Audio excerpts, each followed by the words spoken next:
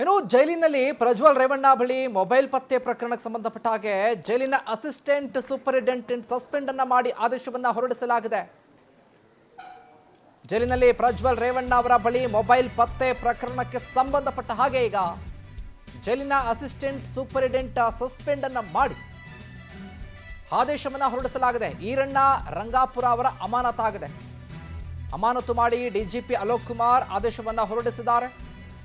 ಪ್ರಜ್ವಲ್ ರೇವಣ್ಣ ಬ್ಯಾರಕ್ನಲ್ಲಿ ಸಹ ಕೈದಿಯಾಗಿದ್ದ ಪ್ರತಾಪ್ ರೈ, ಪ್ರತಾಪ್ ಬ್ಯಾರಕ್ನಲ್ಲಿ ಮೊಬೈಲ್ ಪತ್ತೆಯಾಗಿತ್ತು. ಪ್ರಜ್ವಲ್ ರೇವಣ್ಣ ಖೈದಿಗಳು ಧರಿಸುವಂತ ಬಿಳಿ ಬಟ್ಟೆನ ಧರಿಸ್ತಾ ಇರಲಿಲ್ಲ. ಇದಲ್ಲದೆ ಪ್ರಜ್ವಲ್ ಸೆಲ್ನಲ್ಲಿ ಆಂಡ್ರಾಯ್ಡ್ ಮೊಬೈಲ್ ಸಹ ಸಿಕ್ಕಿದೆ. ಜೈಲು ಎಸ್ಪಿ ಅಂಶುಕುಮಾರ್ಗೆ ಶೋಕಾಸ್ ನೋಟಿಸ್ ಅನ್ನ ಕೂಡ ಜಾರಿ ಮಾಡಲಾಗಿದೆ. ಡಿಜಿಪಿ ಅಲೋಕ್ ಕುಮಾರ್ ಅವರು ಶೋಕಾಸ್ ನೋಟಿಸ್ ಅನ್ನ ಜಾರಿ ಮಾಡಿದ್ದಾರೆ. ಕಳೆದ 6ರಂದು ನಡೆಸಿದ್ದಂಥ ದಾಳಿಯಲ್ಲಿ ಮೊಬೈಲ್, ಚಾರ್ಜರ್ ಎಲ್ಲವೂ ಕೂಡ ಪತ್ತೆಯಾಗಿತ್ತು. ಹಾಗಾಗಿ ಇದೀಗ ಮೊಬೈಲ್ ಕೊಟ್ಟಿದ್ಯಾರು, ಹೆಂಗೆ ಸಿಕ್ತು ಮೊಬೈಲ್? ಹಾಗಾದ್ರೆ ಮಧ್ಯಾಹ್ನದ ಒಳಗೆ ಮಾಹಿತಿ ನೀಡುವಂತೆ ಅಲೋಕ್ ಕುಮಾರ್ ಸೂಚನೆ ಕೊಟ್ಟಿದ್ದಾರೆ. ನೋಡಿ, ಈಗಾಗಲೇ ದರ್ಶನ್ ಕೇಸ್ಗೂ ಸಂಬಂಧಪಟ್ಟ ಹಾಗೆ ಈಗಾಗಲೇ ಪರಪ್ಪನ ಅಗ್ರಹಾರದಲ್ಲಿ ಟೈಟ್ ಸೆಕ್ಯೂರಿಟಿಯನ್ನ ವ್ಯವಸ್ಥೆನ ಮಾಡಲಾಗಿತ್ತು. ಕೈದಿಗಳ ಮೇಲೆ ಕಟ್ಟೆಚ್ಚರವನ್ನು ವಹಿಸಲಾಗಿತ್ತು, ನಿಗಾ ಕೂಡ ಇಡಲಾಗಿತ್ತು. ಆದರೆ ಎಲ್ಲವನ್ನೂ ಕೂಡ ಕಣ್ತಪ್ಪಿಸಿ ಕಾರಾಗೃಹದಲ್ಲಿ ಐಷಾರಾಮಿ ಜೀವನ ಮಾಡ್ತೀನಿ, ಎಲ್ಲವನ್ನೂ ಕೂಡ ಅನುಭವಿಸ್ತೀನಿ ಅನ್ನೋದಾದರೆ ಕಾರಾಗೃಹ ಅಂತ ಯಾಕಿರಬೇಕು? ಕಾರಾಗೃಹದಲ್ಲಿ ಇಷ್ಟೊಂದೆಲ್ಲ ಪೊಲೀಸ್ನವರ ರಕ್ಷಣೆ, ಸಿಬ್ಬಂದಿಗಳ ರಕ್ಷಣೆ, ಅವ್ರಿಗೆ ಊಟ ತಿಂಡಿ ವ್ಯವಸ್ಥೆ ಎಲ್ಲವೂ ನೀಡೋದಾದರೆ ಇನ್ಯಾಕೆ ಶಿಕ್ಷೆಯನ್ನು ಪ್ರಕಟ ಮಾಡಬೇಕು? ಇನ್ಯಾಕೆ ಕಾರಾಗೃಹ ಅಂತಿರಬೇಕು? ಮೊಬೈಲ್ ಸಿಗುತ್ತೆ, ಊಟ ಸಿಗುತ್ತೆ, ತಿಂಡಿ ಸಿಗುತ್ತೆ, ಇಷ್ಟ ಬಂದಂಗೆ ಬಟ್ಟೆ ಹಾಕೋಬೋದು, ಇಷ್ಟ ಬಂದಂಗೆ ಜೀವನ ಮಾಡ್ಬೋದು, ನಮ್ಗೆ ಇಷ್ಟ ಬಂದಂಗೆ ಬಿರಿಯಾನಿ ಮಾಡಿಕೊಂಡು ನಾವೇ ತಿನ್ಬೋದು.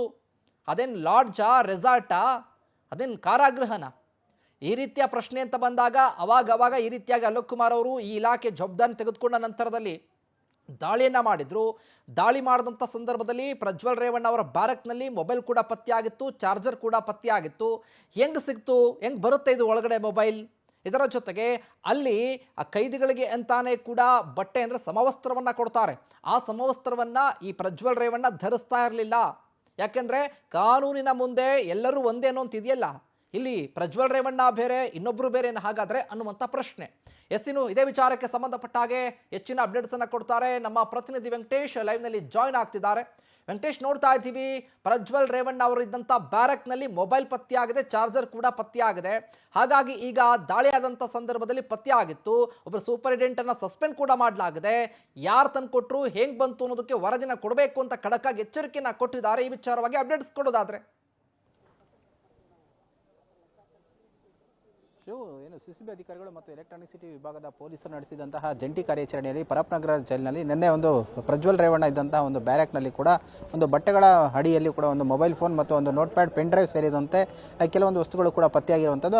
ಅದಕ್ಕೆ ಸಂಬಂಧಪಟ್ಟಂತೆ ಈಗಾಗಲೇ ಏನು ಪರಪ್ಪನಗರ ಪೊಲೀಸ್ ಠಾಣೆಯಲ್ಲಿ ಒಂದು ಪ್ರಕರಣ ಕೂಡ ದಾಖಲಾಗಿದೆ. ಆ ಒಂದು ಹಿನ್ನೆಲೆಯಲ್ಲಿ ತನಿಖೆಯನ್ನು ಕೂಡ ಮಾಡ್ತಾರೆ. ಆದರೆ ಮೊಬೈಲನ್ನು ತಂದುಕೊಟ್ಟಿದ್ದು ಯಾರು, ಎಷ್ಟು ದಿನಗಳ ಹಿಂದೆ ಈ ಒಂದು ಮೊಬೈಲನ್ನು ತಂದುಕೊಟ್ಟಿದ್ರು, ಯಾವ ಉದ್ದೇಶಕ್ಕಾಗಿಗೋಸ್ಕರ ಬಳಸ್ತಾ ಇದ್ರು ಅಂತೇಳಿ, ಅಂದರೆ ಈ ಮೊಬೈಲ್ ಸಿಕ್ಕಂಥ ಸಂದರ್ಭದಲ್ಲಿ ಅಧಿಕಾರಿಗಳು ಅವ್ರನ್ನ ಪ್ರಶ್ನೆ ಮಾಡಿದಂಥ ವೇಳೆಯಲ್ಲಿ ಲಾಯರ್ ಮತ್ತು ಸಂಬಂಧಿಕರಿಗೆ ಮಾತನಾಡುವಂತಹ ಉದ್ದೇಶಕ್ಕೋಸ್ಕರ ಮೊಬೈಲ್ ಅನ್ನು ಬಳಸ್ತಾ ಇದ್ದೀವಿ ಅಂತ ಹೇಳಿರುವಂಥದ್ದು. ಈ ಸಜಾ ದಿನ ಕೈದಿಯಾಗಿರುವಂತಹ ಪ್ರಜ್ವಲ್ ರೇವಣ್ಣನ ಜೊತೆ ಈ ವಿಚಾರಣಾ ದಿನ ಕೈದಿ ಪ್ರತಾಪ್ ರೈ ಎನ್ನುವಂತಹ ವ್ಯಕ್ತಿ ಕೂಡ ಇದ್ದು, ಆತ ಕೂಡ ಈ ಒಂದು ಮೊಬೈಲ್ ಅನ್ನು ಬಳಕೆ ಮಾಡ್ತಾ ಇರುವಂಥದ್ದು ಕೂಡ ಗೊತ್ತಾಗಿದೆ. ಅದರಲ್ಲಿ ಒಂದು ಪೆನ್ ಡ್ರೈವ್ ಹಾಗೂ ಮೊಬೈಲ್ ಕೂಡ ಪತ್ತೆ ಆಗಿರುವಂತಹದ್ದು ಈಗ ತಿಳಿದು ಬಂದಿರುವಂಥದ್ದು. ಆರಂಭದಲ್ಲಿ ಇಬ್ಬರು ಕೂಡ ಮೊಬೈಲ್ ನನ್ನದಲ್ಲ ಅಂತ ಕೂಡ ಹೇಳಿದ್ರು. ಆದರೆ ಈಗ ಮೊಬೈಲ್ ಅನ್ನ ವಶಕ್ಕೆ ಪಡೆದ ನಂತರ ಅದರಲ್ಲಿ ಕೆಲವೊಂದು ಈ ಸೋಷಿಯಲ್ ಮೀಡಿಯಾದಲ್ಲಿ ಬಳಸುವಂತಹ ಆ್ಯಪ್ಗಳನ್ನು ಕೂಡ ಬಳಸಿರುವಂಥದ್ದು, ಅಂದರೆ ಫೇಸ್ಬುಕ್, ಇನ್ಸ್ಟಾಗ್ರಾಮ್ ಸೇರಿದಂತೆ ಕೆಲವೊಂದು ಆ್ಯಪ್ಗಳನ್ನು ಕೂಡ ಡೌನ್ಲೋಡ್ ಮಾಡ್ಕೊಂಡಿದ್ದಾರೆ. ಜೊತೆ ಈ ಮೊಬೈಲ್ ಅನ್ನು ವಶಕ್ಕೆ ಪಡೆದಂತಹ ಸಂದರ್ಭದಲ್ಲಿ ಪಾಸ್ವರ್ಡ್ ಕೇಳಿದಂತಹ ವೇಳೆಯಲ್ಲಿ ಇಬ್ಬರು ಕೂಡ ಯಾವುದೇ ರೀತಿಯಾದಂತಹ ಒಂದು ಉತ್ತರವನ್ನು ಕೊಟ್ಟಿಲ್ಲ. ಹಾಗಾಗಿ ಅದನ್ನು ಸೀಸ್ ಮಾಡ್ಕೊಂಡಿದ್ದಾರೆ. ತನಿಖೆಯನ್ನು ಮಾಡೋದಕ್ಕೂ ಕೂಡ ಮುಂದಾಗಿರುವಂತಹದ್ದು. ಕೆಲವು ದಿನಗಳ ಹಿಂದೆ ಕೂಡ ಈ ಸರ್ಚ್ ಮಾಡಿದಂತಹ ಸಂದರ್ಭದಲ್ಲಿ ಯಾವುದೇ ವಸ್ತುಗಳು ಕೂಡ ಪತ್ತೆ ಆಗಿರಲಿಲ್ಲ. ಆದರೆ ಈಗ ಪ್ರಜ್ವಲ್ ರೇವಣ್ಣ ಬ್ಯಾರಕ್ನಲ್ಲಿ ಮೊಬೈಲ್ ಸಿಕ್ಕಿರುವಂತಹ ಹಿನ್ನೆಲೆಯಲ್ಲಿ